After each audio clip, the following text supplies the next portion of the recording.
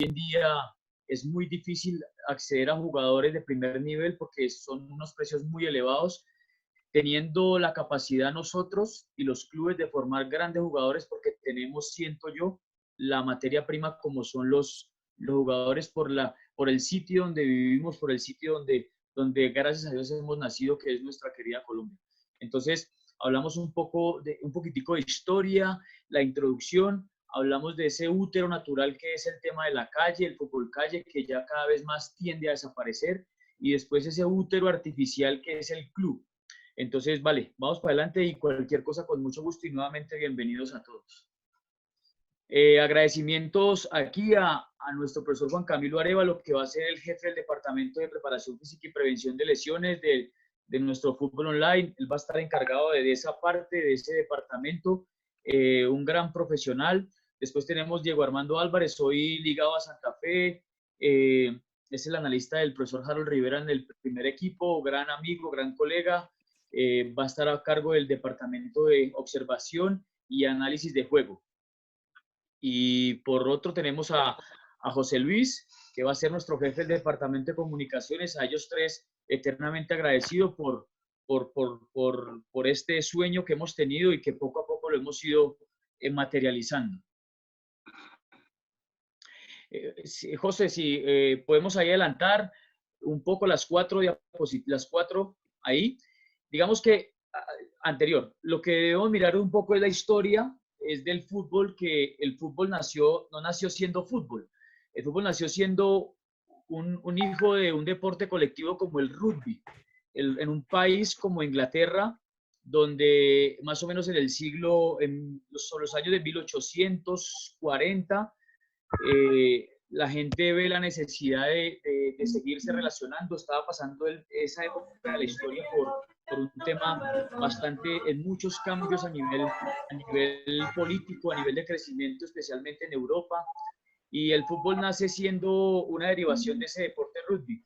Ahí dice que la mayoría de sus actividades estaban centradas en defender y atacar un esférico. No había reglamento. Era anterior. Lo importante de esto es entender que siempre lo que nos juntó fue un elemento. En este caso fue una pelota que tenía, digamos que otra forma, como la del rugby, y eso fue lo que en ese entonces llamó la atención, que era la capacidad de poder, de forma natural, poder protegerla y poder llevarla a un sitio donde ellos decidían, porque no había una regla general. De hecho, en ese entonces, los que jugaban o veían el rugby y el fútbol no se podía diferenciar mucho porque era un juego demasiado violento. Y aquí la siguiente diapositiva podemos ver que, por ejemplo, ese fue el primer sistema táctico que existió. El primero que existió. Y se jugaba un arquero, uno delante del arquero, y se jugaba 9 delante de ellos. Entonces, ¿por qué? Porque como era un deporte que venía del rugby, no se podía pasar la pelota hacia adelante, o sea que había ausencia de un juego colectivo. Entonces, ¿qué hacían esos 9 jugadores? Esos 9 jugadores se colocaban de frente con los otros 9 jugadores de forma 1 contra 1, y de forma violenta hacían y evitaban para que ese que estaba delante del arquero llevara la pelota hacia adelante. Fue la época que se conoció como los primeros dribladores, así se conoce, pero era muy violenta. Y siguiente diapositiva. Después se fue expandiendo, ya en 1876 se reúnen en la Universidad de Towson y ellos ven que el juego necesita algo porque tenía muchos adeptos. Y lo que hacen es crear o dan pie a la primera regla. Se hizo una modificación al reglamento. Y ese reglamento era que ya se podía pasar la pelota hacia adelante. Empiezan poco a poco a emerger diferentes formas de manejar, de ubicarse en tiempo y espacio dentro del juego, y ya era un juego mucho más colectivo. Fue muy interesante ver la evolución de los sistemas, de cómo desde ahí poco a poco fue evolucionando. Dice aquí, los trabajadores lo adoptaron como su principal actividad en sus horas de almuerzo. Ya era muy atractivo, y más como esa modificación de la regla, la gente se sentía más importante porque tenía más punto de contacto con ese objeto, con el objeto. sigamos adelante. Y se fue expandiendo y ya se empezó a ubicarse en los colegios, en las escuelas, aparece un poco la FIFA, se fue organizando los encuentros que ayudan a fortalecer este deporte. Siguiente diapositiva. Y llegó el fútbol de calle, y nace ese fútbol de calle que, que no tiene una fecha exacta de su nacimiento. Seguramente nadie lo recuerda, pero todos vivimos agradecidos por su nacimiento. Fue un momento donde el mundo estaba completamente diferente, las ciudades no estaban tan llenas de gente, no había mucho más espacio, las zonas eran más seguras, era mucho más natural. Pues imagínense, estamos hablando más o menos de unos 100 años atrás, no había nada de tecnología, el único punto de contacto era verdaderamente relacionarse de forma física, y ya este deporte empezó poco a poco a evolucionar. Estoy hablando que más o menos pasaron unos 40 años. Podrá imaginarse usted que entre 40 y 50 años cuánto el reglamento evolucionó. Y eso es muy interesante de mirarlo, porque cada vez el reglamento es el que ha ido haciendo que estos deportes de colectivo, de cooperación y oposición pues vayan evolucionando. Siguiente. ¿Y qué hacíamos en el fútbol calle? Entonces, mire, en la dimensión táctico-estratégica, nos juntábamos para cooperar, era un juego colectivo. Y aquí es muy importante porque pareciera que estamos volviendo otra vez a donde nació él, la necesidad de entrenar como nació. Nosotros en la calle nos juntábamos de forma natural para poder hacer que fuera un juego realmente bonito, que fuera estético. Todos atacábamos y todos defendíamos en la calle. De hecho, muchas veces, y creo que a muchos de ustedes les pasó que en ese fútbol calle, si había uno que tenía muy buena relación con la pelota y driblaba uno, driblaba dos y perdía la pelota, automáticamente si no volvía a defender, ya nosotros el próximo juego cuando elegíamos ya lo pensábamos dos veces. O sea que de forma natural entendíamos que era un juego de ida y de vuelta, como lo que pide hoy el fútbol internacional. En la organización defensiva, ¿qué problema para que nos hicieran un gol? Era tanto la buena forma en que nos organizábamos que de forma natural el corredor central lo taponábamos muy bien, hacíamos buenas coberturas, tapábamos de forma, por ejemplo, emergía el famoso rombo en la mitad, uno delante evitando que alguno rematara, dos de ellos juntándose para que cubrir la espalda, uno detrás de esos dos, y era algo súper espectacular. Defendíamos de forma natural el corredor central porque es el corredor que, digamos, que es más importante del juego porque es donde están ubicadas las porterías. De hecho, el reglamento, los wins en el fútbol nacen porque, por el reglamento, porque el 70% de los jugadores están ubicados en ese corredor central. Usted tiene un arquero, dos centrales van tres, un medio centro dos, van cuatro, van cinco, un volante delante de ellos dos, van seis, y un avanzado van siete, si no son más. Entonces, aparecen los wins gracias a ello. En la organización ofensiva, casi siempre salíamos de atrás jugando. Cuando alguien empezaba a pelotear, no nos gustaba, de forma natural. Y éramos felices porque desde atrás empezábamos todos a tener un punto de contacto constantemente con la pelota. Porque si hay algo que nos haya gustado siempre del fútbol, es esa relación que yo tengo con la pelota, de poder sentir el punto de contacto con ella, de poder ser importante, y lo hacíamos de forma organizada y natural. Siguiente. Y mire esto, por ejemplo, los equipos que elegíamos eran siempre de tendencias propositivo. Juan Diego les va a hablar un poco sobre eso cuando uno habla en análisis de juego sobre equipos propositivos y reactivos. Y los equipos propositivos son la mayoría de equipos que proponen un jugar, que proponen un jugar especialmente desde su primera zona de construcción, para atraer al rival a su primera zona y poderlo poco a poco irlo atacando por los espacios que van dejando. Y los dos equipos, nosotros jugábamos en el parque y era increíble porque los dos equipos se atacaban constantemente y hacíamos muchos goles, muchos goles. Mire que es un poco la antítesis de lo que vemos hoy, por ejemplo, en nuestro fútbol. A pesar de que esté parado, pero sí sería importante de pronto entrar a analizar por ejemplo, ¿por qué la gente no compró el canal Win Más, no? Sabemos que es un tema, de pronto que es un tema, digamos que lucrativo, eso lo entendemos, pero ¿será que si fuese la Champions la gente lo compraría? Porque las características de los equipos son diferentes, los equipos se atacan, salen a proponer, y nosotros eso lo hacíamos desde la calle. El siguiente. En la dimensión fisiológica, desarrollábamos una alta riqueza motora que nos ayudaba a poco lesionarlos. Y eso tiene que ver algo con lo que está pasando, por ejemplo, hoy. Hoy los jugadores de fútbol que llegan, están llegando con una ausencia de esa riqueza motora y les cuesta bastante. Normalmente se viven constantemente lesionados, los que no han tenido esa buena preparación constante, esa ausencia de horas prácticas que en ese entonces lo daba la misma calle. Y mira el segundo ítem dice, dado que hacíamos otros juegos como la lleva, escongelados, el metegol, chutis, ponchados, juegos de cooperación y oposición, generábamos una riqueza de movimientos que fortalecían especialmente el piso pélvico. Y ahí coloco los 760 giros que hoy en día prevalecen en el juego del fútbol. Es importante entender que en el juego del fútbol hoy de cooperación y oposición, más o menos el juego de alto rendimiento está requiriendo que un jugador haga más o menos 700 a 760 giros, donde todo incide en el tema del piso pélvico, porque hay muchas inserciones que nacen, llegan, se juntan en esa parte baja del abdomen. Y eso nos lo daba la calle.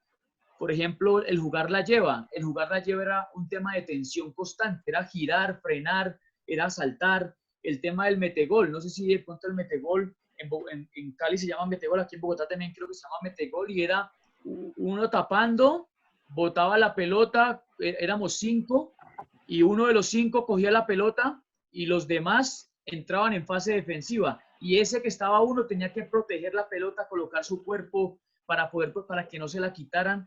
Y eso era de forma, y todo eso nos ayudaba para toda esa riqueza fisiológica y esa riqueza motora. Acumulábamos en un número de horas prácticas operativas que nos ayudaban en la toma de decisión. Esto es muy importante porque especialmente de los 10 años a los 18 años hay una parte del cerebro que es la parte filológicamente más nueva que hay, que es el hipocampo, que está ligada directamente con el cortés prefrontal, que tiene que ver con todo el tema de la toma de decisión.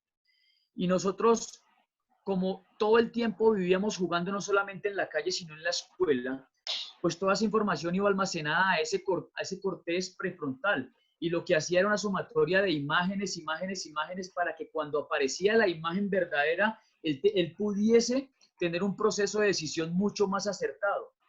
Y ahí el tema de la teoría de las 10.000 horas, y seguramente muchos de ustedes habrán escuchado el tema de las 10.000 horas. Yo siento que, por ejemplo, hoy hay muchos jugadores que están llegando al fútbol profesional y desaparecen a los 2 meses, al año, a la temporada al año desaparece. Y yo siento que es por eso mismo, por esa ausencia de esas buenas horas prácticas que muchas veces, porque es que antes no habían clubes y habían grandes jugadores. Hoy en día hay un exceso de clubes y hay pocos jugadores. Entonces sería muy bueno entrar a mirar por qué sucede ese fenómeno. Jugábamos en campos inestables también, y eso nos ayudaba, por ejemplo, a todo el tema de los movimientos propioceptivos.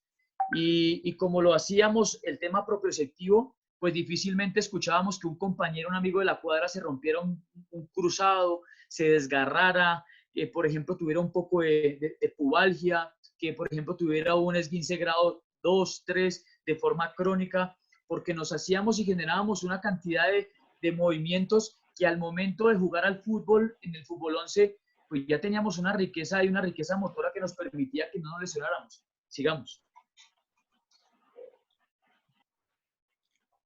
La dimensión técnica. Tuvimos un exceso de puntos de contacto con la pelota, la sensibilidad. Hicimos que la pelota fuese como una extensión de nuestro cuerpo. Y abajo dice, por ejemplo, por la variedad de actividades que hacíamos, remates, metegol, no dejarla caer con la teja, contra la pared, nuestra ejecución ante la decisión tomada era casi perfecta. Y eso hizo que tuviéramos un perfecto o muy buena relación con la pelota de forma técnica y que al momento de la cooperación y la oposición, que es el juego, pues pudiéramos decidir mucho mejor. Yo siento que hoy en día los muchachos, en la ausencia de esas horas prácticas, también llegan con una cantidad de déficits a nivel técnico porque no tienen la misma sensibilidad que tuvimos muchos de nosotros, o que tiene ese muchacho que pasa todavía jugando todo el tiempo, más de 3, más de 4 horas, pegándole con la parte interna, la parte externa, con la punta del pie. Y eso lo vemos hoy en día en el fútbol profesional. Y eso afecta a un juego de calidad, y eso afecta a un juego de pasar y pasar. Eso juega, por ejemplo, un juego de remate. ¿Cuántas veces vamos a los estadios y vemos, por ejemplo, que nuestros laterales llegan a línea de fondo y no tiran buenos cruzamientos, buenos centros de gol? ¿Cuántas veces perdemos la pelota? No se hacen más de 10, 15 pases consecutivos porque la calidad técnica es no solamente la calidad del pase, primero que tiene que ver con la velocidad entre 12 y 15, entre 12 y 15 metros, sino que simplemente es el que está ubicado está mal posicionado y normalmente no le da continuidad a eso que tanto requiere un fútbol de alta calidad como tienen, por ejemplo, el fútbol en Europa. Sigamos.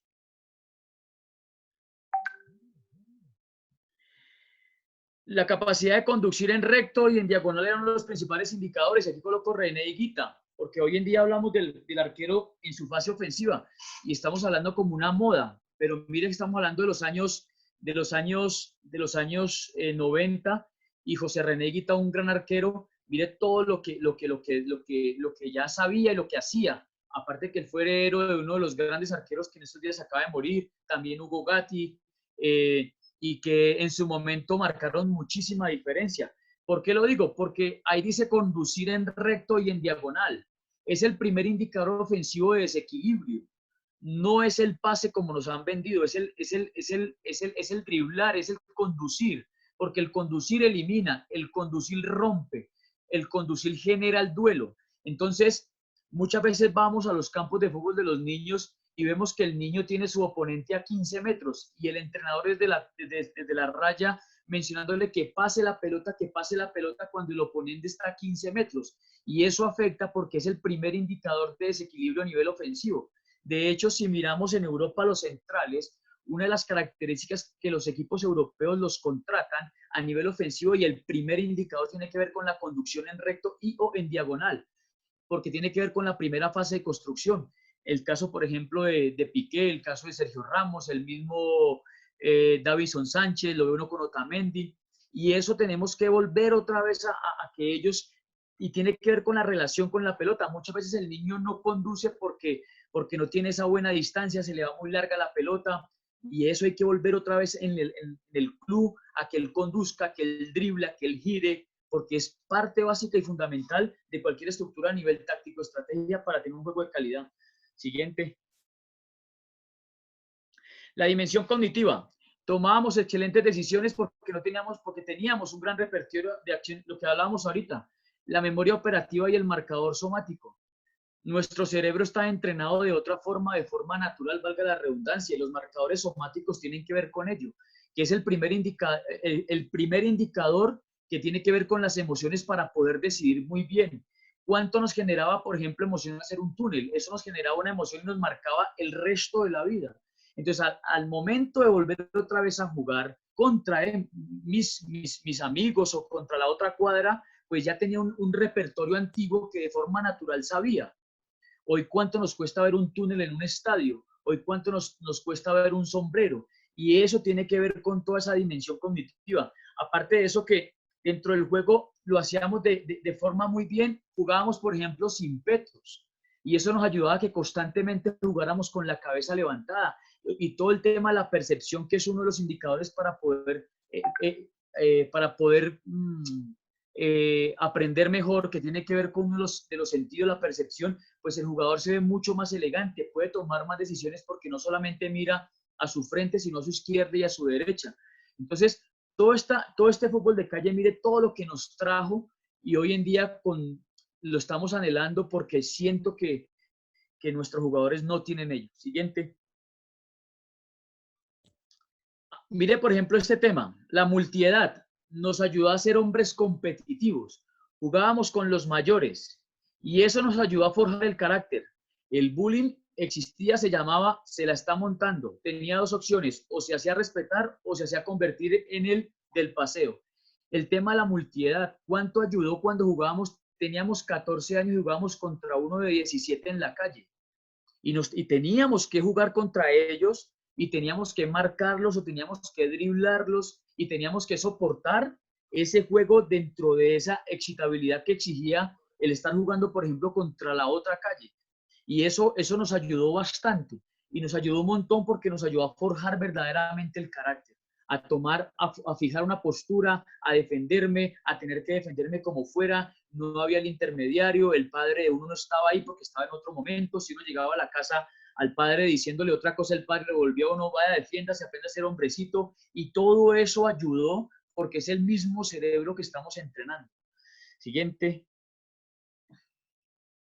Y además, nos ayudó a sobrevivir entre los demás, a defender una postura, a tener el sentido de pertenencia por, o quien no se hacía, entre comillas, ahí matar por su cuadra, por su curso en el colegio, a ser altamente competitivos, a ganar, a ganar, a ganar.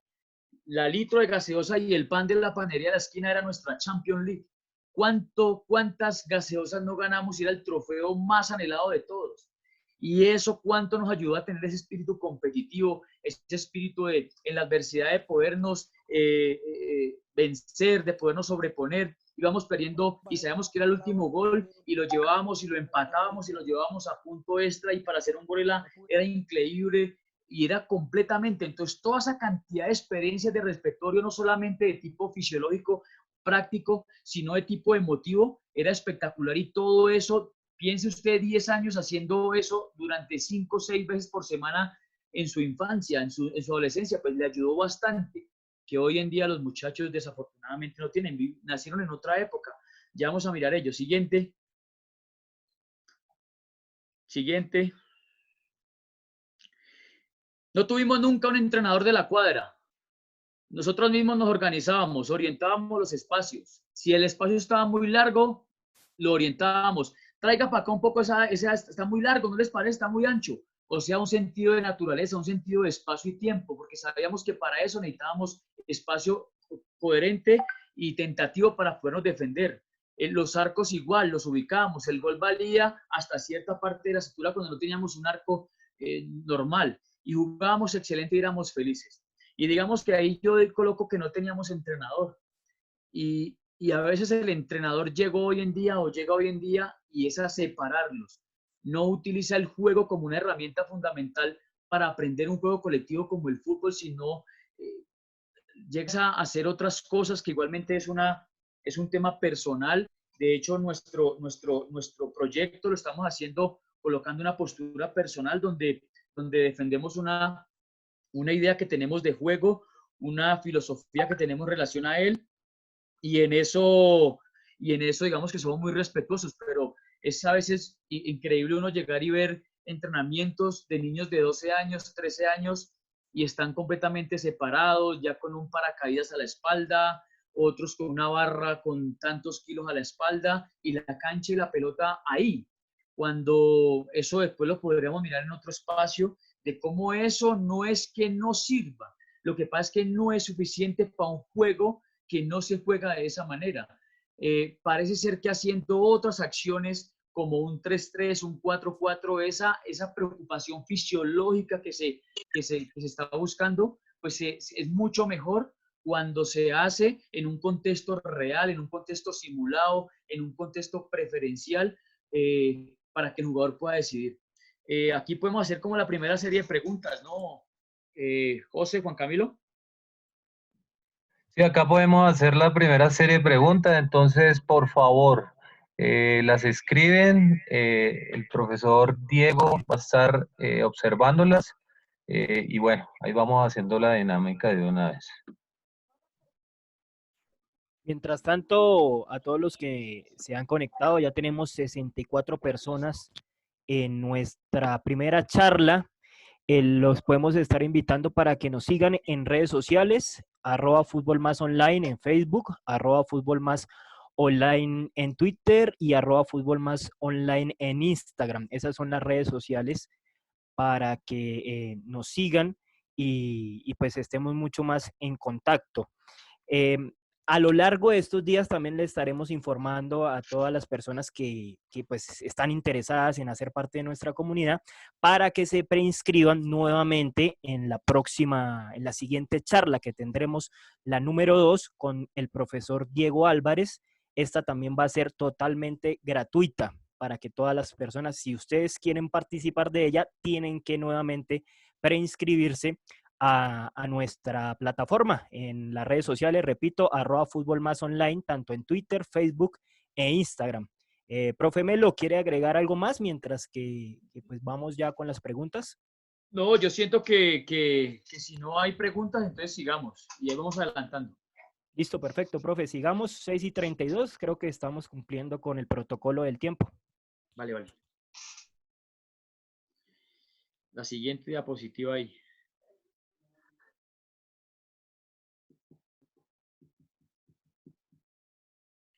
Y hoy, ¿cuál es la sociedad jóvenes que tenemos a los que muchos de ellos entrenamos en el día a día? Siguiente diapositiva. Entonces es una sociedad completamente diferente.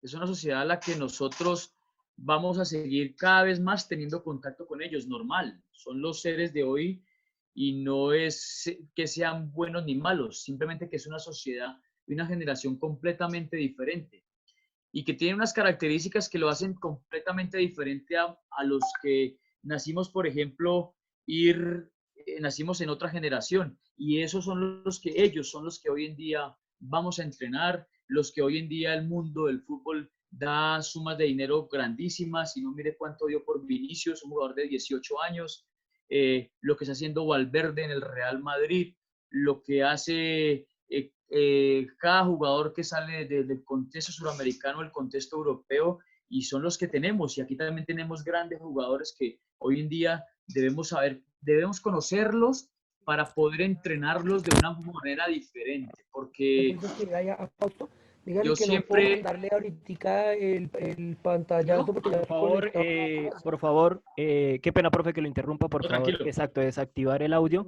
Muchísimas Vale, vale. gracias. Por favor. Y a lo que voy es que, eso es como cuando alguien, hoy en día, alguien de nosotros quiere conquistar una mujer y pretende conquistarla como se conquistaba hace unos 20 años atrás. Antes era una mujer mucho más sumisa, académicamente no era tan bien preparada, su autoestima no era el que tiene hoy, por ejemplo, porque es una mujer que tiene una postura en la sociedad, cuántas presidentas, cuántas ministras, nuestro alcalde en este momento. Y si usted pretende hoy pensar que la va a conquistar como se conquistaba hace 20 años, pues yo siento que va a ser fracaso, ¿no? Hoy en día tiene que ser una charla mucho más amplia, debe ser algo mucho más ameno. Usted puede presentarle, por ejemplo, un proyecto, que ella vea en usted un proyecto, si es una buena mujer. Y eso pasa igualmente con el tema de los jugadores de fútbol. Entonces vamos a seguir mirando qué es la generación de los millennials y los centennials. Tiene que ver con lo que estamos hablando. Miremos algunas características de ellos. Características, primero, es la sociedad del link. Así se le conoce, sociedad del link. Les interesa más un like que el mismo dinero. Y eso es un poco medio confuso. Muchos de ellos no les gusta el dinero, les gusta lo que les puede llevar al dinero. Y en eso tiene que ser como usted como entrenador. Alguien me decía, ahora que estuve por Selección Colombia Sub-23, me decía, es que nosotros le damos el me gusta al profe. Si el me gusta, el entrenador, hay más me gustas, él se queda. Si no, el entrenador tiene que irse. Y ese entrenador tiene que entender eso, que vive en el día a día con que él le dé el like en su entrenamiento, el que le dé el like con lo que usted le dice, la forma como le habla, la forma como, entre comillas, lo orienta, porque son muy autónomos. Son en su mayoría aún adolescentes, normal. La mayoría nacieron del año 98 hacia acá, tienen más o menos 22 años, el que tenga mayor a la fecha. Y eso tiene que ver, importante entenderlo, porque tiene que ver con lo que hablamos ahorita del tema del hipocampo. Y esto sería buenísimo que ustedes de pronto profundizaran un poco, porque en el hipocampo es donde va todo el tema de la toma de decisión, y eso hay que entenderlo. Ahorita que estuve haciendo la licencia A, el psicólogo nos decía que ya la sociedad, ahorita los que están naciendo de hace 4 años para acá, se llama la sociedad de la pantalla. Así se va. O sea que son los que en 4 años van a ir a buscar la escuela de fútbol para entrar. Y eso hay que entender porque es una sociedad completamente diferente, inclusive a los millennials, centennials, y ni qué decir a nosotros, ¿no? Siguiente, por favor. Siguiente. Es una sociedad, son individualistas y muy competitivos en el área tecnológica, porque son verdaderos nativos digitales. ¿Y esto, a qué voy con esto?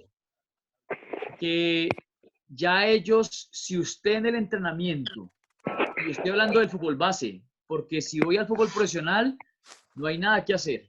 Si usted hoy en día a un jugador de estos, que él sienta que posiblemente es un talento, si usted periódicamente, estoy hablando de semana tras semana, debe ayudarse con el tema de la tecnología, el tema, por ejemplo, de una imagen, reforzarle con un video pequeño, muy corto, porque si usted como entrenador no hace eso, no es suficiente, porque es una sociedad completamente, ellos son los verdaderos nativos del tema de la tecnología y el entrenamiento ya entró en esa dinámica. Lo que pasa es que el man le pone y le resalta a uno en Por vez de favor, las cosas que uno tiene qué que pena, profe, mostrar. que lo interrumpa. Elkin Araujo, creo que es el que ingresó a la conferencia. Por favor, deshabilitar el audio, Elkin. Por favor, lo estamos ¿Ya está? escuchando todos. Vale. Qué pena Qué con pena, toda qué pena. nuestra comunidad. No, tranquilo, Ya seguimos bienvenido. con el profe. Tranquilo, Entonces, bienvenido. Entonces, y aquí es donde, por ejemplo, invitarlos a que ya graben sus entrenamientos, a que los corten, a que les muestren. A veces no tenemos el espacio, el auditorio, pero tenemos un grupo de WhatsApp donde usted puede cortar y le puede mostrar, le puede cortar en un video de alguien lo que usted le quiera, que él quiera que comprenda, y de pronto la credibilidad va a ser mucho mayor para usted. Mire, difícilmente tienen una afinidad por una región, una bandera, un color como la tuvieron otras generaciones. Eso se debe por la globalización en la que nacieron. Difícilmente ellos, usted los va a encontrar como aferrados, como muchos de nosotros, a los símbolos patrios, al color.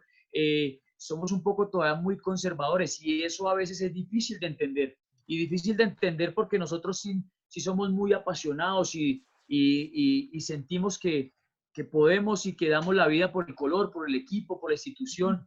Hoy en día con todo ese tema del dinero, pues es fácil ver que uno pasa del otro y que la institución queda por el piso. Y yo siento que eso hay que entenderlo en ellos, porque obligarlos a que ellos se afinen a un club es muy complicado, es muy complejo hoy en día un jugador en fútbol base que dure 6, 7 años en su mismo club. Y eso era una constante de épocas atrás. Sigamos. Mire cuáles son los amigos Profe, de ellos, qué sus pena que lo amigos. interrumpa. Qué pena que lo interrumpa. Por favor, Elkin, puede bajarle un poquito más el volumen. Listo, muchísimas gracias. Profe, antes de que siga, comentarle que ya tenemos preguntas. Entonces, dale. cuando usted lo desee. Vamos. Sí. Listo. Profe Juan Camilo, si nos puede ayudar, habilitándole el sonido a Juan Sebastián Galeano, Granados, quien dice que buenas noches, de acuerdo a lo expresado por el profesor Melo, hoy en día, ¿cómo podemos entrenar que nos lleve el contexto del fútbol de calle? Profe, ¿cómo llevar el contexto de la calle, recrearlo en los entrenamientos? Profe. Sí, bien, yo me voy a adelantar un poco porque aquí más adelante vamos a ver el útero artificial, que he adoptado esa palabra, y es que en el club intentar recrear un poco lo de la calle. Digamos que lo de la calle no todo era bueno porque era a veces de forma desorganizada, solo que yo siento que mucho de ellos, como hemos visto, nos va a ayudar. Y es claro, digamos que más adelante vamos a mirar, por ejemplo, algo como tan sencillo como es la creación de un modelo de juego, entrenar para algo, entrenar con base en una idea que respeta la naturaleza nuestra, en este caso Colombia, Bogotá, una idea que respeta la historia del club, una idea que respeta las necesidades que tenemos como nosotros, como jugadores latinos, como entrenadores latinos. Eso, por ejemplo.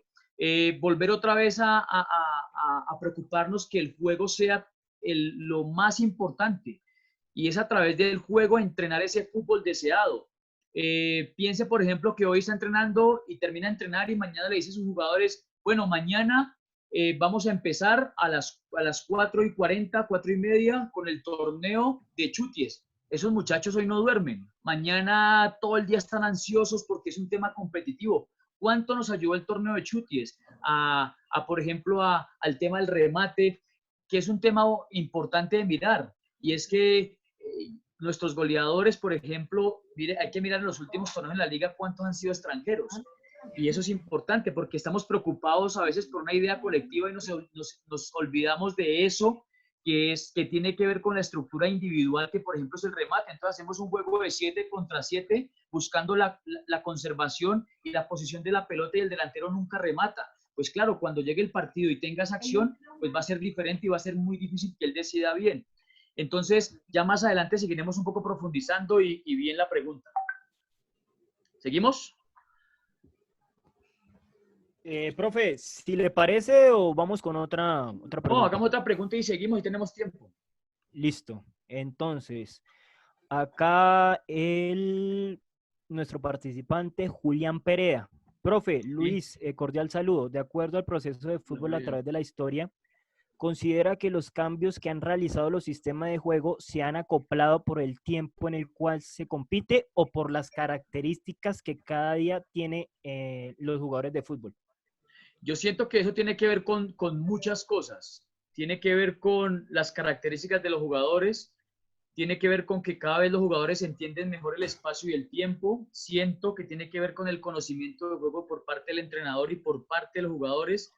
También siento que va de acuerdo a la tendencia que en este caso la mejor liga en el mundo vaya dando. Por ejemplo, cuando el 4-3-3 hace 12 años en la Liga Española y se dio por el tema del Barcelona, que es un tema de su cantera donde yo siento que una de sus principales preocupaciones en ese entonces era sacar grandes mediocentros para un sistema del 4-3-3, jugando en rombo, o sea, un mediocentro delante de los cuatro, pues debe tener unas características especiales, o sea, un tipo como Guardiola, como Busquets, como Xavi, pero mire que hoy en día están preocupados porque no han vuelto a sacar mediocentros, entonces han tenido que modificar. Y la tendencia es, por ejemplo, hacia el fútbol inglés, un 4-3, pero mucho más vertiginoso. La densidad de los espacios es diferente. Entonces yo siento que tiene que ver con bastantes cosas. Lo otro es que cada 4 años hay un mundial de fútbol y también siento que él va dando una tendencia. Siento que los grandes clubes van dando una tendencia. Estamos volviendo nuevamente al 4-3-3, como se vio hace mucho tiempo. El caso, por ejemplo, de Brasil del 82. Si usted toma un 4-3-3, es el sistema que más organizado, por ejemplo, le presenta más líneas de pase, totalmente son 7, y al momento de hacer un juego de posición para un juego de posesión, es mucho más amplio porque siempre el poseedor tiene muchas más variables para que la pelota no se pierda y su decisión es mucho más acertada.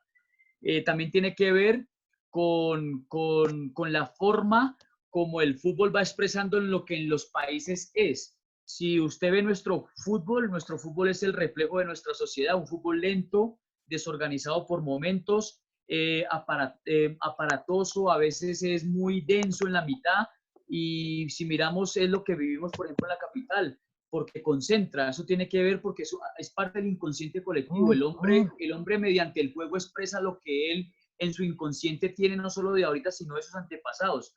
Los que han tenido la oportunidad de vivir en otros contextos como el europeo, por ejemplo, las ciudades son más organizadas, se respeta más el tiempo y el espacio, que es un tema, por ejemplo, cuando tuve la posibilidad de ir a China, que me llevó el Porto, de entender, por ejemplo, ellos cómo en las esquinas no respetan los semáforos y nunca se estrellan, pero es increíble. Y usted va a ver un partido de fútbol y se roban espacios, uno ataca al otro cuando tiene la pelota, uno se va encima del otro cuando tiene la pelota. Entonces siento que tiene que ver mucho con la evolución de muchos factores. Profe, ¿otra pregunta o continuamos? Bueno, seguimos y ahorita la hacemos. Listo, profe. Siga. Mire, por ejemplo, aquí sus amigos son diferentes. Por varios casos nunca se han visto personalmente, son por medio de sus redes. Eso en épocas anteriores era increíble. nuestros amigos eran físicos y es un deporte que es físico. No quiere decir que estos muchachos no sirvan, porque claro que sirven, está demostrado porque lo que nombramos ahorita son de esta época, simplemente que sus acciones no son las más orientadas para ejecutar deportes, por ejemplo, como el fútbol. Pocos de ellos se reúnen de forma autónoma a jugar el picao, la recochita, lo hacen por video de juegos, inclusive con amigos de otros países. Hay cero contacto físico y ellos sienten que eso es que están jugando fútbol. Nosotros sabemos que eso no es juego, que eso es una cantidad de imágenes que seguramente de pronto le va a ayudar, pero que no es suficiente. ¿Por qué? Porque el cerebro aprende más y ejecuta mejor cuando usted lo hace, cuando usted es partícipe de la acción. Entonces es importante. Mire, por ejemplo, una regla principal entre ellos es que es, por ejemplo, que la heterogeneidad, disculpen, que era lo contrario que hablábamos ahorita de la multiedad. Nosotros aprendimos y nos formamos muchas veces con amigos mayores o menores. Hoy en día para ellos es una regla general que solamente es una misma edad y eso tiene que ver con forjar el carácter. Cuando estoy con una persona mayor que yo, ese por ser mayor ha vivido más, tiene muchas cosas más, o buenas o malas, pero ha vivido. Y él me hace que me estimula mi forma de pensar diferente y eso en el juego se ve reflejado. Dicen los expertos que es una generación que poco les gusta trabajar en equipo. Es increíble porque son muy autónomos. Ellos toman su internet, su computador y se alejan del mundo y hacen miles de cosas y las hacen de una forma excelente, pero son muy pocos en trabajar en equipo y estamos hablando de un deporte de equipo. Por eso la necesidad de que lleguen al entrenamiento y los pongamos y los reunamos, los relacionemos, los obliguemos en el buen sentido. Y la mejor es jugar. Si el niño va, hay que ponerlo a jugar. Ya lo otro, de lo que hablábamos ahorita, es un tema de preparación físico-atlética complementario. No puede ser lo más importante, siento yo. Mire, por ejemplo, lo último, es una generación que no sabe vivir con la frustración. Es increíble, el año pasado se mató un muchacho en la Javeriana con 18 años, hizo disparar las alarmas en Bogotá y en el país, y disparó en el buen sentido, porque nosotros sabemos que ese tema de los suicidios se ha incrementado especialmente en la edad entre los 17 y los 19 años. Yo era profesor del área andina y fue increíble ver, por ejemplo, que el área andina, habían 144 muchachos ubicados que se querían suicidar. Y tiene que ver porque no toleran la frustración. Y estamos hablando de un deporte que tiene que usted muchas veces perder, para después algún día tomar toda esa experiencia y poderse imponer para poder ganar. Y entonces estos muchachos pierden un partido y se echan a la pena, pierden un partido o le dicen que no en un club y se les acaba el mundo. Es un tema que es importante revisarlo porque es la generación que estamos entrenando. Siguiente, por favor. Características. Es una generación inmediatista, quieren todo ya, evaden el proceso y estamos hablando de un deporte que requiere de proceso. Usted no inicia el primer partido y es campeón, usted no inicia el primer partido, el muchacho garantiza que siempre va a ser titular y eso hay que entenderlo y hay que poco a poco a ellos ayudarles a ellos porque no toleran el proceso. De hecho, el Banco Mundial ahorita en el 2018 sacó un documento espectacular y Colombia es el segundo país en Latinoamérica con mayor número de desertados a nivel de educación superior en los primeros 3 semestres. ¿Cuántos de nuestros muchachos que conocemos han iniciado 3, 4 carreras y no han podido reafirmarse porque ellos quieren de una vez ya tener carro, casa y beca? Para nosotros era completamente diferente, sabíamos y nos ayudaban. Nosotros teníamos nuestros padres nos ayudaron mucho en eso y en el colegio también. Si teníamos una muda de ropa era una cada 6 meses o era por logro obtenido. Los muchachos hoy en día tienen mucho acceso y eso incide dentro del juego. Mire, por ejemplo, estos son más autónomas cuando en el colegio entienden, cuando en el colegio no entienden y van a buscar el tutorial, ya el profesor pasa a un segundo plano. Y eso me ha pasado y les pasa a muchos de nosotros, por ejemplo, que ya usted pierde credibilidad porque el papá, desde que sale de la casa 1 hora de recorrido, él es el entrenador, él es el empresario, él es el que le dice cómo se tiene que mover, cómo tiene que jugar, él es el que le retroalimenta. Hay unos que son un poco más atrevidos, hay unos que le recrean y le dicen, no le pongan cuidado, cuando esté en el partido, escúcheme lo que yo le digo. Entonces, mire que vaya, si nosotros en el fútbol calle hacíamos eso no hacíamos. Si usted se distraía, lo sacaban porque había 7 haciendo la fila. Y 7 de una calidad espectacular. No jugaban porque llegaban tarde. Sigamos. están constantemente bombardeados por su padre. Mira, por ejemplo, el tema de los empresarios, eso cómo ha sido dañino para ellos. Son muchachos que a los 14 años cargan con una cantidad de responsabilidades porque muchos de ellos los ven como el futuro económico, de salvación de la familia, el empresario que a veces es una persona que nació de la nada. Y todo eso, vamos a ver nosotros, Fútbol Calle, cuál empresario era. El empresario era el que señor que nos patrocinaba y él llegaba hasta ahí. Y cuando se quería ser entrenador en las charlitas, a veces ni lo escuchábamos porque sabíamos nosotros cómo nos teníamos que parar y para jugar. Y los cambios lo hacíamos nosotros, claro. El entrenador siento que tiene que llegar a potencializar eso que de forma natural el juego es, o sea, un todo dinámico, o sea, un todo en todo lo que estoy hablando, en que tiene que ver con la condición físico-atlética, técnica, táctica, la estrategia, en un todo dinámico. Sigamos. Y entonces, todo está perdido, no hay nada que hacer, me cambio de deporte. No, por el contrario, es cuando más tenemos que hacer. Y aquí viene el tema del útero artificial. Sigamos, por favor. ¿Qué pasaría con ellos? ¿Qué pasaría, por ejemplo, con ellos? Porque mire, por ejemplo, ahí está Federico Valverde, tiene 21 años, vale un mundo, o sea, es de la generación que estamos hablando. Ahí tenemos, por ejemplo, aquí abajo tenemos a Rodrigo, lo acabaron de comprar el Real Madrid con 18 años, Vinicius, Juan Fernando Quintero de esa edad, el mismo James Rodríguez, el mismo Neymar, son de esa misma. ¿Qué pasaría con ellos? Siguiente. Especulemos un poco, especulemos a ver y vamos mirando. Yo he colocado aquí, nacieron para ser grandes. Eso no sé si eso se pueda saber desde que usted está en el vientre.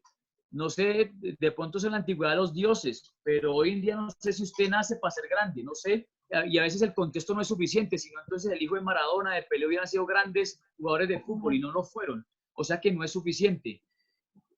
Son lo que son por su talento. Siento que no es suficiente el talento si no hay unas horas prácticas orientadas para que ese jugador se pueda desenvolver para crear un atleta de alto rendimiento. Y está más que demostrado. Miremos hoy Cristiano Ronaldo, miremos hoy Radamel Falcao García, miremos cuántos de esos grandes jugadores son atletas en toda la palabra, en todo el sentido de la palabra.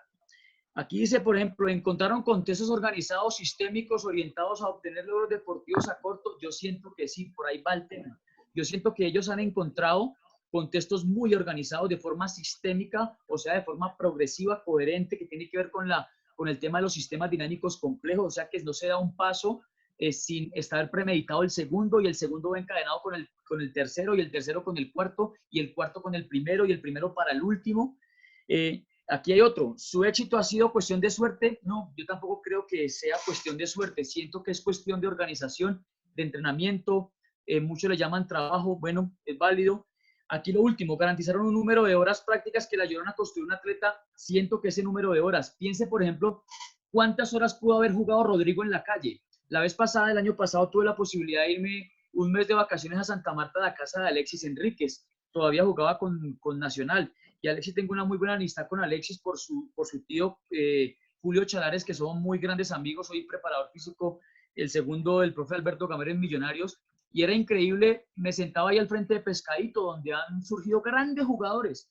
Y era increíble porque los niños pasaban 3, 4 horas con la pelota jugando todo el tiempo, fueran solo. Y aparecía el niño y era 1 contra 1. Pero el otro día, entonces iban a la Castellana a jugar. Pregunta del millón, ¿qué está haciendo un niño de esa misma edad normalmente en la capital, en las grandes ciudades? Normalmente está confinado, está pegado al internet, está pegado con el papá en el carro, y ese número de horas prácticas de ese muchacho de allá al futuro hace mucha diferencia. Y esto yo siento que de pronto hoy en día tenemos casi pocos jugadores al interior, porque nuestros jugadores en Bogotá, digamos que tienen otras ocupaciones que no les permiten muchas veces desarrollar eso que estamos hablando. No todos, en la mayoría, creo yo. Sigamos. Profe, ¿me escucha? ¿Le Sí, parece si vamos sí. con la última tanda de preguntas? Bueno, hagámosle. Listo, entonces, muy interesante, le cuento. Acá hay un propósito. Sí.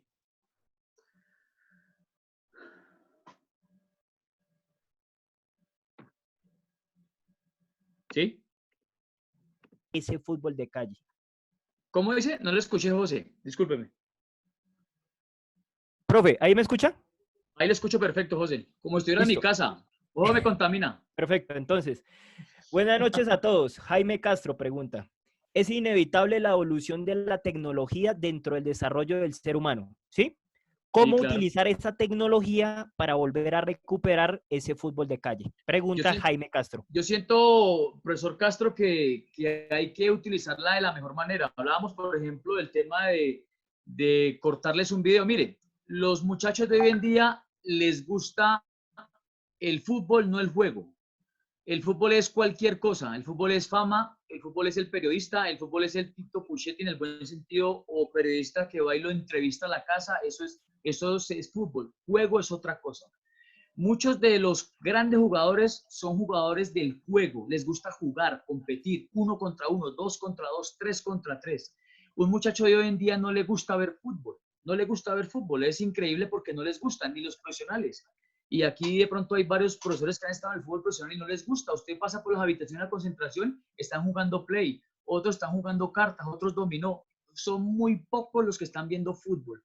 ¿Cuánto aprenderían viéndose o viendo otros en un partido? Entonces, por ejemplo, tengo la tecnología, le hago unos cortes ahorita de, por ejemplo, vamos a hablar de Liverpool. Siento que es el mejor equipo hoy en día en el mundo por muchas cosas, no porque vaya primero o porque haya ganado casi que la liga inglesa o por último campeón de Champions, sino por unos comportamientos a nivel ofensivo y defensivos que son extraordinarios, que siento que son principios evolucionados, la capacidad de acelerar, la capacidad no solamente de ese vértigo de historia que tiene el fútbol inglés, sino la capacidad, por ejemplo, de cambiar de corredor para concentrar y poder atacar por otra zona. La capacidad, por ejemplo, de la reacción tras pérdida en el menor tiempo posible y poderla recuperar. Entonces yo siento que si yo tengo una idea que me gusta, pues yo puedo tomar esos partidos hoy en día que están en la red, bajarlos, hacer unos cortes, 40, 50 segundos y enviárselo a los muchachos. Por ejemplo, el tema de hoy, ahorita, estamos todos aislados. Una plataforma como Zoom. Y, por ejemplo, yo en este momento trabajo con Santa Fe, soy el entrenador del Sub-20 Santa Fe. Mañana tengo en la mañana a las 8 con mis jugadores como si fuéramos a entrenar una reunión de estas. Y para que ellos por lo menos algo diferente, mostrarles. Entonces yo siento que todo ese tema de herramientas tecnológicas, nosotros no podemos ser apáticos porque de hecho muchas de ellas, gracias a ellas estamos aquí conectados todos, muchas de ellas, por ejemplo, nos sirve como herramienta de trabajo, de comunicación, etcétera, pero siento que sí es darle el uso para, en este caso, nuestro deporte. Mire, por ejemplo, tan fácil, los equipos, los clubes, usted con su equipo de trabajo, tiene su asistente o trabaja con otro, generar un drive, por ejemplo, donde la información vaya, donde esté muy organizada, donde siempre estén organizadas la asistencia, las tablas de entrenamiento, la semana, el morfociclo o el microciclo, como usted le llame. Y eso es la tecnología, utilizarla al tema del deporte. Por ejemplo, va usted a la red y baja un tema que se llama Longomás. Mañana el profesor Diego Álvarez va a profundizar un poco más sobre eso. Porque el decir de la gente es que eso solamente lo hacen los europeos porque ellos tienen plata. No, eso no es cierto. Hay muchas herramientas hoy en día en la red que son gratis, que es bajarlo, mirarse el tutorial y con eso usted puede animar una imagen, colocar una sombra y al muchacho le va a llegar a su WhatsApp y después usted le pregunta y si él no responde, ya por lo menos va creando poco a poco un hábito. Entonces siento que eso lo podemos hacer desde el fútbol base. Profe, muy clara su uso que se hace esa Sí, herramienta. exactamente, completamente. Profe, mire, y a toda nuestra comunidad le queremos compartir esto tan interesante y nos alegra que personas tan importantes se unan a nuestras charlas. El profesor Un Gustavo saludo, profe. Bustos, campeón Campeón. en El Salvador, de la mano del profesor Wilson Gutiérrez, trabaja con él, colombianos ambos, campeones de la primera Espectacular. división. Entonces nos hace el siguiente comentario. Sí. Felicitaciones por la idea de estas conexiones. Luis, importante recordar que se adapten las competencias infantiles en las ligas. No más fútbol Sí. 11 para pequeños jugadores. Perfecto. El fútbol 3 al fútbol 5, luego el 7 al fútbol 9. Bien. Un abrazo Ya a voy todos. más adelante, profe. Profe Gustavo, la verdad es que es un privilegio que esté usted aquí con nosotros. Usted sabe el afecto que le tenemos de las personas que es ejemplo a seguir por su don de gente, su don de padre de familia, por ser entrenador, lo que ha conseguido y la verdad que es un privilegio, profe. Eso del fútbol adaptado, más adelante ya lo vamos a ver, profe. Y le agradezco mucho y siempre nosotros prestos para aprenderle de usted, profe. Sigamos ahí, José, ¿no? Sí, profe. Entonces, ¿le parece? Ya sería la última, ¿no? Si quiere, ahorita al final, José, para ir unos 15 minuticos hacemos porque igual tenemos el espacio hasta las 7:30 más o menos, la otra charla es a las 8, ¿le parece? Listo, entonces. Vale. Profesor Luis Melo, buenas noches. Mi pregunta consiste en cómo despertar esa parte competitiva en la generación actual, ya que como usted dice, viven en un contexto diferente al que nosotros tenemos. Yo siento, profe, yo siento que espectacular la pregunta y yo siento que eso va de nosotros. Mire, me pasó una cosa. Para ir a la empresa a comprar carne y pollo. Qué pena, señor Nelson Rojas, qué pena, podría desactivar el sonido, lo estamos escuchando. Listo, muchas gracias. Yo siento que va en Nelson, nosotros, en la forma como organicemos el entrenamiento. Por ejemplo, tengo unos niños de 11 años, un ejemplo, y mañana les voy a crear el torneo de metegol y hago 6 campos de metegol. Mañana esos muchachos llegan y con ese metegol saca, se van a volver completamente competitivos. Y al día siguiente, entonces armo el torneo de banquitas, que sea el calentamiento. Juegan 3 contra 3. Si tengo 15 jugadores, entonces juego 3 contra 3 en un campo, 3 contra 3 en el otro, y un equipo afuera esperando rey de cancha. ¿Sabe quién quiere salir? Nadie. En ese 3 contra 3 se van a matar en el buen sentido para volverse. Desde ahí voy generando ese espíritu competitivo. Mire que lo más importante que le dejó el gran maestro Johan Cruyff al Barcelona, aparte de su idea, que fue extraordinaria y mire todo lo que ha hecho, fue que creó una cultura de competencia entre ellos. Cada vez que se reunían, se respetaban y como se respetaban, se competían y se alían bravos y ofuscados. Eso va generando un espíritu competitivo desde el entrenamiento, que yo sienta cómo mi compañero se está esforzando, que yo sienta cómo al otro le duele perder. Entonces yo siento que nosotros tenemos muchas herramientas. A mí me funciona mucho es con el torneo de mañana, torneo de voleibol, equipo que pierde trae el sándwich. Siguiente, torneo de fútbol sala, 5 contra 5, estructura de rombo, arquero, un medio centro, un alero derecho, alero izquierdo y un avanzado. Y se enfrenta contra una estructura de un 5 en estructura de 2 contra 2. Estoy potencializando el modelo de juego, estoy potencializando la idea, los principios ofensivos y defensivos y estoy potencializando que esos manes allá adentro vayan con todo. La pelota no sale. Entonces, si la pelota no sale, coloco muchas pelotas para que haya mucho punto de contacto con ella. ¿Vale? Profe Melo, 7 y 5. Sigamos. Sí, profe. Sí, sigamos. Bueno, listo. Siga. Por favor. Entonces, seguramente lo que acabamos de ver aquí vamos más o menos unos 20 minuticos. Mire, yo siento que esos jugadores encontraron que, primero, procesos organizados mediante ideas estructuradas en modelos de juegos implementados en sus respectivos sitios de formación. O sea que cuando llegó ese niño llamado Messi, ese niño llamado Neymar, ese niño llamado Juan Fernando Quintero, encontró por lo menos una estructura organizada, sabían para dónde iban. Que a uno nos guste, a otro nos guste, no sabemos, pero que sí había una estructura organizada completamente. Estructuras deportivas proyectadas a respetar la naturaleza del juego fútbol, o sea que fuera una metodología aplicada a potencializar el humano deportista. O sea, si nosotros vemos el proceso de scouting de nosotros es al revés cuando va el proceso de captación. Aquí se lo robamos a la familia a los 14 años. Piense que un niño a los 14 años necesita de su papá y su mamá para poder crecer con mejores formas, principios, afecto, cariño. Nosotros se lo arrebatamos. En los grandes clubes traen al papá, claro, necesita un tema de inversión, pero en eso los clubes deben entender que no es separarlo es por el contrario, es unirlo y es reunirlo El fútbol adaptado a su medida, como decía el profesor Gustavo Bustos, más adelante tenemos una diapositiva que nos explica muy bien eso. Es imposible ver hoy en día jugando un pony fútbol en Bogotá, niños de 10 años jugando fútbol 11. Ese niño termina aburrido, llega a la casa cansado y no sabe cansado si fue más correr o porque nunca la tocó, porque su punto de contacto con la pelota casi no fue. El niño la recupera en mi propio campo y empieza a conducir y pasa la mitad y ya va cansado. Entonces nunca remata al arco, nunca dribla, nunca pisa el área.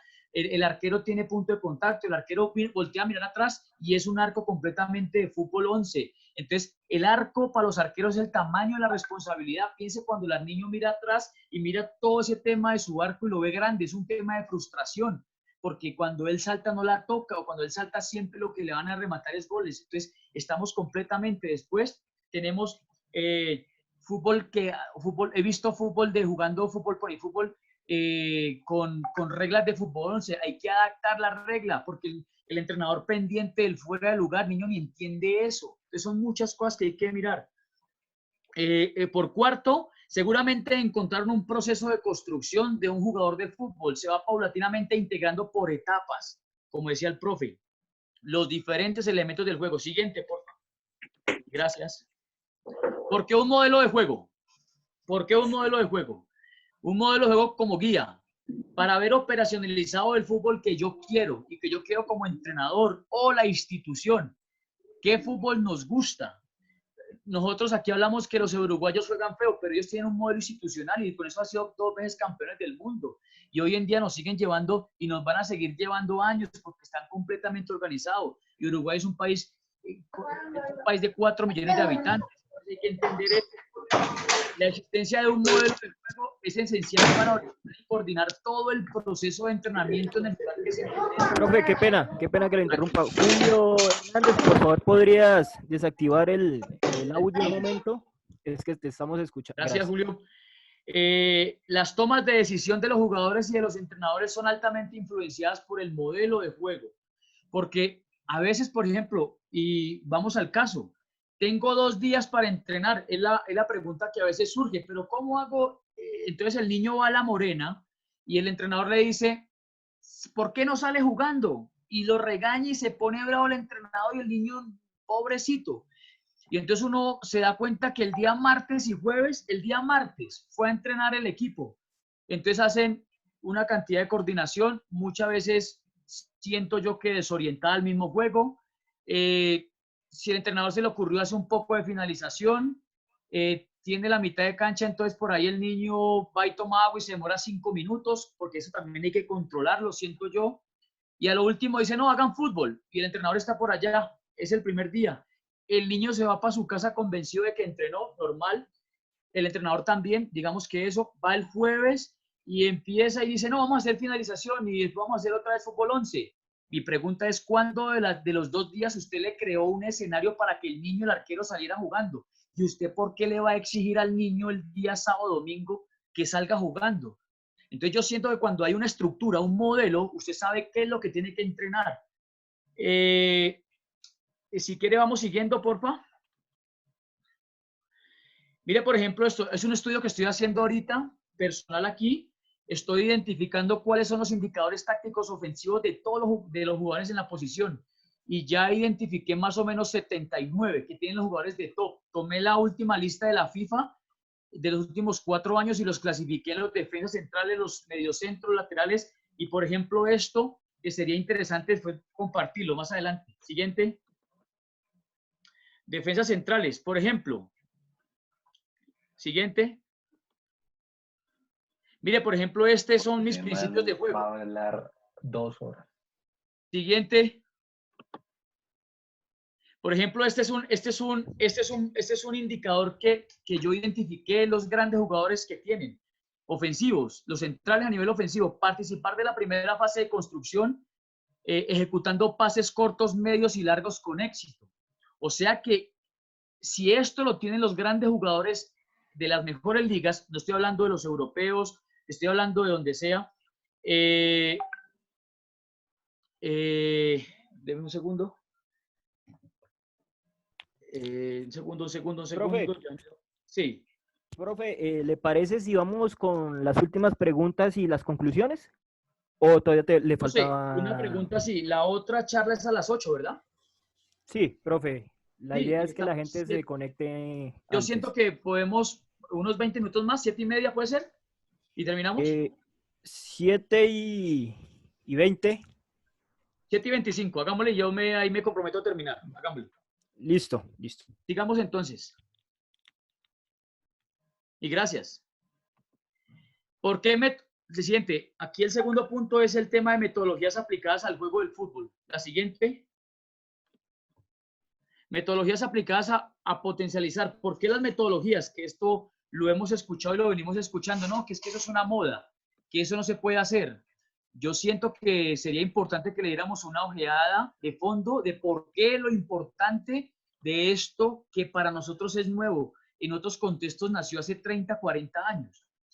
Respetan la naturaleza del juego fútbol como un sistema dinámico complejo. Eso después lo podemos mirar. Se entrena la idea en el día a día del jugar pretendido. Entonces, si yo quiero que mi equipo el sábado salga jugando porque me gusta eso, entonces yo el martes, así tenga 2 días, yo genero, por ejemplo, un escenario de calentamiento de 5 contra 5, hablaba del fútbol sala, y obligo a que los 2 equipos siempre haya inicios de juego. Entonces, desde ahí voy entrenando esa idea que yo quiero y ese juego que no es fútbol, porque el fútbol es 11 con 11 reglamentado, me va ayudando para cuando aparezca lo que estamos hablando. Se entrena con base en el juego, de respeto al desarrollo psicopedagógico y fisiológico en edades tempranas, el fútbol adaptado. Sigamos. Fútbol adaptado a su medida, el profe Gustavo lo decía.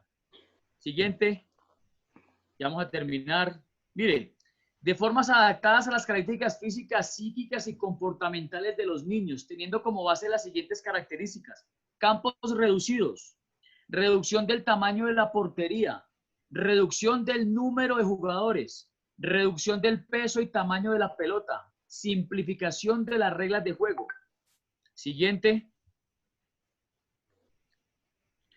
Y esto tiene que ver, por ejemplo, con las etapas de enseñanza en el fútbol, la construcción del juego de 3, el juego de 5, el juego de 7, juego de 7 con fuera de juego, la construcción del fútbol 8, lo digo porque ya los españoles y los alemanes están dando fútbol 8.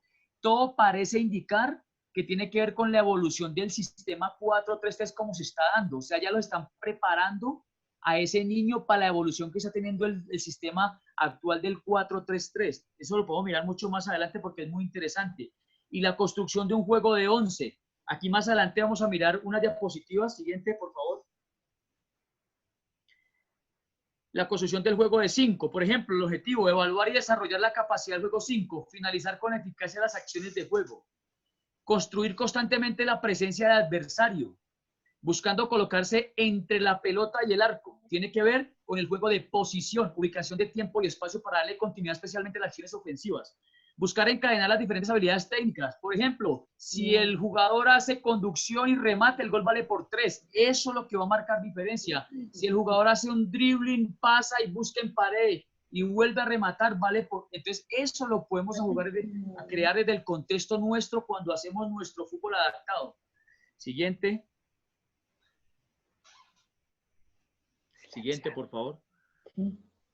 Aquí, por ejemplo, situaciones de juego 5 contra 5. Este ejemplo, mire, un espacio de 40 por 20, que es más o menos un espacio de fútbol sala, para que tengamos noción. Se divide en 3 corredores. Después eso lo podemos mirar por qué dividir en 3 corredores o en 5. Normalmente se divide en 3, que tiene que ver con la ocupación racional de los espacios para que los jugadores defiendan en 2 corredores y ataquen en 3 corredores. Por ejemplo, el gol vale si todos intervienen. Entonces ya voy ayudando con ellos a que ellos se vayan ubicando. La rotación de las posiciones. Hago una estructura, por ejemplo, de rombo y a los 4 minutos todos giran a la derecha. Entonces ya el que está en la derecha viene a ser un arquero y ese arquero él va a vivenciar eso y el que está jugando por dentro juega por el costado derecho y el que está jugando por izquierda juega por dentro. Entonces le voy dando toda esa cantidad de variantes que el juego mismo me va evidenciando para que después el fútbol sea de mucho más calidad. Sigamos. Conclusiones. Es de vital importancia la creación de modelos de juego contextualizados. Profes, yo siento que no nos dé temor. Sentémonos a escribir. Nosotros tenemos mucha información. Simplemente que siento que somos muy desorganizados. La experiencia que tenemos nosotros es espectacular, porque en otros contextos tienen a veces más cosas que nosotros, pero la diferencia es que ellos escriben. Ellos, todo lo que brilla no es oro. Nosotros, la experiencia de nosotros es supremamente importante. Siéntese con sus entrenadores, con sus cuerpos técnicos y diseñen modelos de juego. Muéstreselo a los jugadores, porque el jugador va a ver que usted es un tipo organizado. Muéstrele eso a los padres, que el padre va a ver que usted es un tipo organizado. Conclusión, entrenar con base en metodologías contemporáneas que respeten la naturaleza del juego del fútbol. Más adelante, de pronto podemos compartir lo que hizo Bélgica en el año 2000. Yo hice un estudio sobre ellos, fue espectacular, porque en el año 2000 ellos rompen su metodología antes y después, y lo da porque fue la peor participación en Eurocopa de mayores, y lo que hacen es instaurar tres cosas. Hicieron 1800 horas de video, y en las 1800 de video llevaban a tres conclusiones. La primera, que los niños poco tocaban la pelota en el entrenamiento, o sea que estaban utilizando metodologías donde la relación con la pelota era mínima. Normalmente corrían, velocidad, una cosa, y una relación con la pelota. Después miramos, respetar las edades cronológicas de los niños, adolescentes. Ellos deben crecer con un fútbol adaptado, como decía el profe Gustavo. Crear contextos altamente competitivos en su unidad de entrenamiento. Mañana iniciamos el entrenamiento con el torneo de, ya lo mencionaba. Siguiente. Crear contextos altamente competitivos mediante un calendario que soporte por temporada un número de juegos para su maduración táctica. Nuestros torneos, especialmente en la zona centro, no está garantizando que el jugador nuestro en las edades tenga un número de competencias, y eso a futuro incide. Por eso es que muchos llegan y no se sostienen. Entonces no garantizan, por ejemplo, que un muchacho sub-17 en una temporada de 10 meses no garantiza que él haga 40 juegos de primer nivel. Entonces hay que buscarles otro contexto, buscar el equipo que esté mejor y de pronto compensarle, porque me voy a la liga y encuentro partidos de 7-0, 8-0, eso no es competitivo. Y eso en el fútbol nacional de pronto aquí no se ve, pero cuando uno sale al fútbol internacional a competir de selección a selección, por ejemplo un suramericano, eso marca mucha diferencia. Es mucha diferencia, porque ellos sí crean esos complementos, torneos entre ellos mismos, torneos por fuera del país. Si no hay, por ejemplo, ahorita, después de pasar este tema, hay que armarnos el torneo con el equipo de acá, con el otro de acá, hagamos un octagonal rápido para suplir esto que no hemos competido. Y yo siento que lo más importante es tener un staff de entrenadores completamente entrenados para ayudar en los procesos de formación del jugador en el fútbol base. Yo les agradezco mucho y estoy pendiente de las preguntas, y mil gracias por su atención. Profe Luis, muy valioso su aporte, la verdad. Vamos con otra pregunta, profe. Claro, tenemos unos 7, 8 minuticos, dámosle. La gente está que se pregunta, profe. Entonces, buenas noches, profesor Luis. Sí. El usuario se presenta como H, así. Sí. ¿Por qué en Europa el jugador posee una buena técnica de juego contrario a lo que vivimos en nuestro país? Profe, antes de que responda, es que he visto que mucha gente está ingresando y de pronto hay conclusión y se alarma. No, tranquilos, que esta es la primera charla. Ya vamos a continuar a las 8 de la noche. Retomamos nuevamente con el inicio de la charla para que la gente sepa. Tenemos 2 charlas. ¿Listo? Perfecto. Esta es la primera. Yo siento que ellos ya entendieron que el tema es primero de una buena condición de relación con la pelota en cuanto a la técnica. Y ya esa metodología, digamos que tradicional, de la que todos somos hijos y a la que tenemos que mucho agradecerle, ya se dieron cuenta que no era suficiente para tener un juego de calidad. Entonces, aeróbica, buscando un pico de rendimiento, ya eso no lo hacen. Los niños desde que llegan a la escuela es a jugar, con base en la idea central. Entonces, claro, todo el tiempo es dele con la pelota, relación con la pelota. Y aquí hay un tema importante, y es que el tema de los ejercicios analíticos, y es que eso está mandado a recoger, que eso no se puede hacer, eso es mentira. Digamos que gracias a Dios yo tuve la oportunidad de estudiar con el profesor Víctor Frade, creador de la periodización táctica. Él fue uno de mis, no fue mi profesor porque ya estaba reformado, estaba pensionado, pero sí el profe tuve la posibilidad de verlo todos los días en la universidad, fui buscándolo a él, y casualmente una preocupación fue esa, y me dice él, es que desafortunadamente no sé en qué momento de la traducción ustedes no han entendido y mucha gente no ha traducido. Y es claro, cuando por ejemplo nosotros estábamos en la calle y yo iba y yo le decía, Diego, vamos a jugar, y yo le decía a Juan Camilo, vamos a jugar, no, tengo que hacer tareas. José, ¿usted puede? No, no puedo. Entonces, ¿yo qué hacía? Yo cogía uno contra el muro o la tiraba encima de la teja y no dejarla caer. ¿Cuánto me ayudó esa sensibilidad con la pelota para el fútbol 11-11? Pero al día siguiente, Diego, ¿vamos a jugar? Sí, ya puedo jugar. Entonces hacíamos chute los dos. Entonces el día anterior esa relación con la pelota ya me daba para que yo el chute lo rematara mucho mejor. Y así hasta jugar, porque nosotros en la calle casi nunca jugábamos fútbol 11. o dígame cuántos de nosotros teníamos una cancha de fútbol 11, era muy poco. Entonces, ya en Europa esto es todo el tiempo. Por ejemplo, el método Corber. Yo siento que lo único que yo de pronto por ahí es que ellos colocan el juego arriba, ¿no? El juego es el eje, el principal, porque si no, entonces serían malabaristas. Entonces, por ejemplo, vemos en los semáforos un muchacho que tiene buena relación con la pelota. La pregunta, ¿eso es técnica o es una habilidad? ¿Por qué? Lo digo ¿por qué? Porque ¿por qué no juegan bien ellos? Porque ellos todo el tiempo hacen una actividad solos. Entonces esto hay que llevarlos a un conjunto, a un colectivo. Entonces siento que esos jugadores desde que tienen niños les garantizan que por lo menos unos 10 años tengan todo el tiempo el punto de contacto con la pelota. Ahora miremos nuestros niños cómo los entrenamos todavía. Todavía vemos entrenamientos donde prevalece el paracaídas. Yo he visto niños de 11 años y lo digo con todo respeto, y es una postura personal, pero he visto niños de 11 años dándole 3 vueltas al Simón Bolívar. Y yo digo, Dios santo bendito, debe ser difícil, ¿no? Como niño, yo le cojo pereza a eso, ¿correr para qué? Entonces yo siento que desde ahí eso nos van ganando. Muy bien, profe, gracias. Esa era la pregunta, mejor, esa es la respuesta a la pregunta del señor Hernando Parra. Hernando, Sí. aquí ya, Hola Hernando, ya te ¿cómo vamos? mencionamos.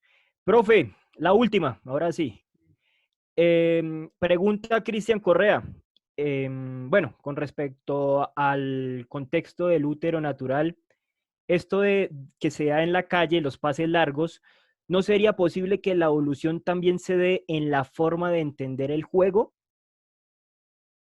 Sí, es que La inteligencia de juego, ¿no? Quizás, profe, hace referencia. lo que pasa es que el pase largo nosotros lo hemos malinterpretado y creo que lo hemos vulgarizado, porque lo hemos confundido mal, creo yo, con un rechazo o un bartolazo, desafortunadamente. Un pase largo es una forma de acelerar el juego de forma ofensiva.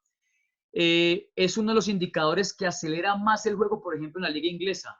Tuve la posibilidad de mi estudio de maestría analizar 2.700 goles, y de los 2.700 goles que analicé, el 25%, especialmente en la liga inglesa y alemana, fueron 4 ligas que analicé, es el pase que más acelera el juego a nivel ofensivo, especialmente de zonas iniciales, zonas primarias de mi campo. Entonces, muchas veces los equipos inician juego para atraer, y mediante un pase largo entre 35 y 40 metros, evaden cuantas líneas defensivas, ubicando a ese hombre alejado libre y le dan continuidad y hacen gol. Y eso es completamente válido. Y eso nosotros lo podemos estimular. Claro que de hecho el último partido Santa Fe Nacional en el Campín, si lo vieron, Santa Fe condicionó completamente siempre a Nacional.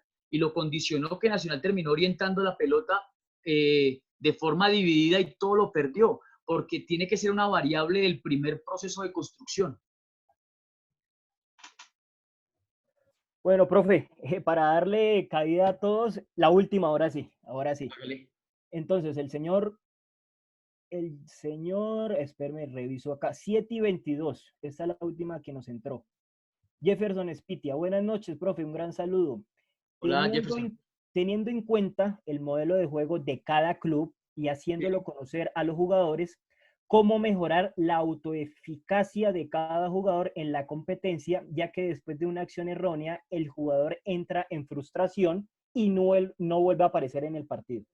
Esa pregunta es muy importante, y yo siento que ahí, por ejemplo, nosotros podemos crear contextos. Yo tengo, por ejemplo, ejercicios, por ejemplo, juegan 6 contra 6.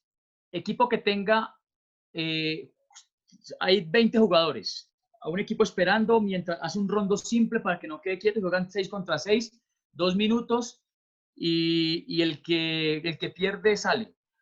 Primera regla, si hay opción de gol clara, que sea un duelo o que sea un remate verdaderamente que usted diga tiene que ser gol y no hay gol, el equipo sale. O sea que lo estoy obligando a que él tiene que finalizar sí o sí.